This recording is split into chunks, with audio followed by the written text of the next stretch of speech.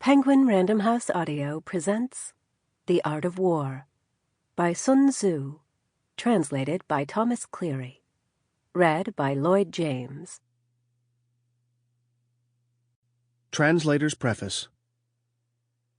The Art of War, compiled well over 2,000 years ago by a mysterious Chinese warrior philosopher, is still perhaps the most prestigious and influential book of strategy in the world today. As eagerly studied in Asia by modern politicians and executives as it has been by military leaders and strategists for the last 2 millennia and more. In Japan, which was transformed directly from a feudal culture into a corporate culture virtually overnight, contemporary students of the art of war have applied the strategy of this ancient classic to modern politics and business with similar alacrity. Indeed, some see in the successes of post-war Japan an illustration of Sun Tzu's dictum of the classic: to win without fighting is best. As a study of the anatomy of organizations in conflict, the art of war applies to competition and conflict in general, on every level from the interpersonal to the international. Its aim is invincibility, victory without battle, and unassailable strength through understanding of the physics, politics, and psychology of conflict. This translation of the art of war presents the classic from the point of view of its background in the great spiritual tradition of Taoism. What is perhaps most characteristically Taoist about the art of war in such a way as to recommend itself to the modern day is the manner in which power is continually tempered by a profound undercurrent of humanism. The art of war is thus not only a book of war, but also of peace. Above all, a tool for understanding the very roots of conflict and resolution. Translator's Introduction. According to an old story, a lord of ancient China once asked his physician, a member of a family of healers, which of them was the most skilled in the art. The physician, whose reputation was such that his name became synonymous with medical science in China, replied, "My eldest brother sees the spirit of sickness and removes it before it takes shape, so his name does not get out of the house. My elder brother cures sickness when it is still extremely minute, so his name does not get out of the neighborhood. As for me, I puncture veins, prescribe potions, and massage skin, so from time to time my name gets out and is heard among the lords." Among the tales of ancient China, none captures more beautifully than this the essence of the art of war, the premier classic of the science of strategy in conflict. The healing arts and the martial arts may be a world apart in ordinary usage, but they are parallel in several senses. In recognizing, as the story says, that the less needed the better, in the sense that both involve strategy in dealing with disharmony, and in the sense that in both, knowledge of the problem is key to the solution. As in the story of the ancient healers, in Sun Tzu's philosophy the peak efficiency of knowledge and strategy is to make conflict altogether unnecessary. And, like the story of the healers, Sun Tzu explains there are all grades of martial arts. The superior militarist foils enemies' plots. Next best is to ruin their alliances. Next after that is to attack their armed forces.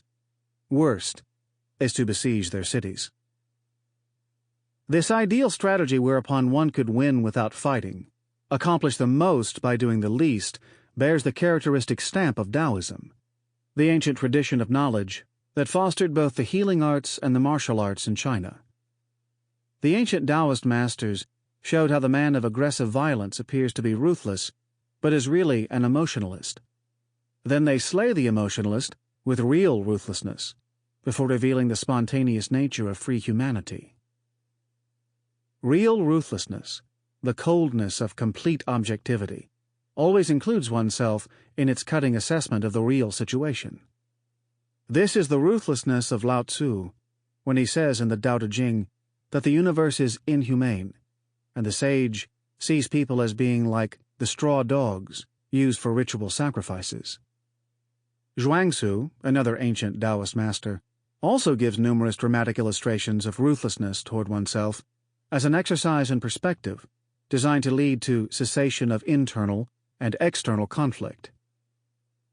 This inhumanity is not used by the original philosophers as a justification for quasi-ruthless, possessive aggression, but as a meditation on the ultimate meaninglessness of the greed and possessiveness that underlie aggression. In India, Buddhist aspirants used to visit burning grounds and watch the corpses of those whose families couldn't afford a cremation rot away. This they did to terrify the greed and possessiveness out of themselves. After that, they turned their minds toward thoughts of ideal individuals and ideal societies. Similarly, Master Sun has his readers dwell on the ravages of war, from its incipient phases of treachery and alienation to its extreme forms of incendiary attack and siege, viewed as a sort of mass cannibalism of human and natural resources. With this device, he gives the reader an enhanced feeling for the significance of individual and social virtues espoused by the humanitarian pacifists. Paradox is often thought of as a standard device of Taoist psychology, used across imperceptible barriers of awareness. Perhaps the paradox of the art of war is in its opposition to war. And as the art of war wars against war, it does so by its own principles. It infiltrates the enemy's lines, uncovers the enemy's secrets, and changes the hearts of the enemy's troops. The commentary in this translation has been selected from a standard collection of 11 interpreters who lived from the 2nd to the 12th centuries CE. Chapter 1. Strategic Assessments. Military action is important to the nation. It is the ground of death and life, the path of survival and destruction, so it is imperative to examine it. The ground means the location, the place of pitched battle. Gain the advantage and you live, lose the advantage and you die. Therefore, military action is called the ground of death and life. The path means the way to adjust to the situation and establish victory. Find this and you survive. Lose this and you perish. Therefore, measure in terms of 5 things. Use these assessments to make comparisons, and thus find out what the conditions are.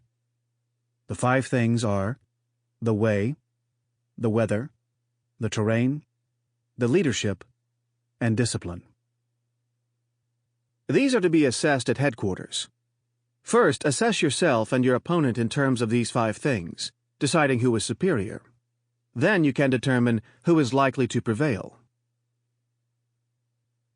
The way means inducing people to have the same aim as the leadership, so that they will share death and share life without fear of danger. The way means humaneness and justice. In ancient times, a famous minister of state asked a political philosopher about military matters. The philosopher said, "Humaneness and justice are the means by which to govern properly. When government is carried out properly, people feel close to the leadership and think little of dying for it." The weather means the seasons. In ancient times, many soldiers lost their fingers to frostbite on campaigns against the Huns, and many soldiers died of plague on campaigns against the southern tribes.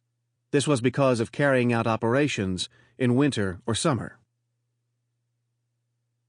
The terrain is to be assessed in terms of distance, difficulty or ease of travel, dimension, and safety.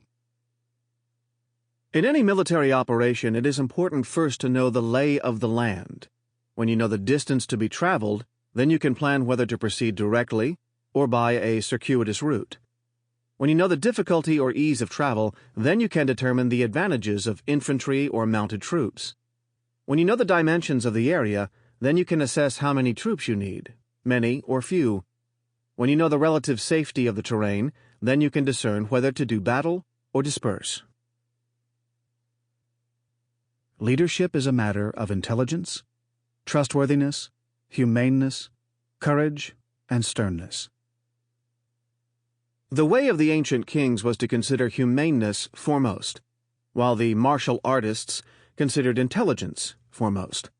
This is because intelligence involves ability to plan and to know when to change effectively. Sample complete. Ready to continue?